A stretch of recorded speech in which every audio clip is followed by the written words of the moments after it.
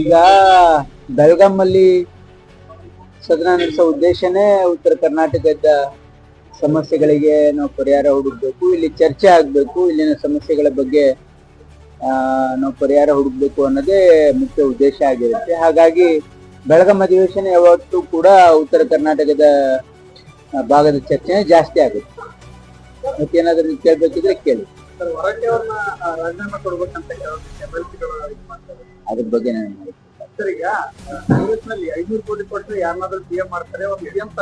ಯಾರಿದೆ BJP ಅವ್ರು ಹೇಳ್ತಾರೆ, ಅವ್ರನ್ನ ಕರ್ನಾಟಕದವರ ಹಂಗಲ್ಲ. ಇದು ಹಿಂದೆ ನಿಮ್ಮೆ ನೋಡಿದಿರಲ್ಲ ಕನ್ವರ್ಸೇಷನ್ ಅಲ್ಲೆಲ್ಲ ಯಡಿಯೂರಪ್ಪ ಅವ್ರ ಕನ್ವರ್ಸೇಷನ್ ನೋಡಿದಿರಲ್ಲ. ಅದೆಲ್ಲ ಪದ್ಧತಿ ಬಿಜೆಪಿಯಲ್ಲಿ ಇದೆ, ಕಾಂಗ್ರೆಸ್ ಅಲ್ಲಿ ಇಲ್ಲ. ಈಗ ಸಿಎಂ ಸ್ಥಾನಕ್ಕೆ ಆಗ್ಬೇಕಂತ ಚರ್ಚೆ ನಡೀತಾ ಇದೆ ಬಿಜೆಪಿ. ಇದೆಲ್ಲ ಸುಳ್ಳು. ನಮ್ಗೆ ಆ ರೀತಿ ನಮ್ಮ ಕಾಂಗ್ರೆಸ್ ಅಲ್ಲಿ ಆ ರೀತಿ ಪ್ರಥ ಇಲ್ಲ.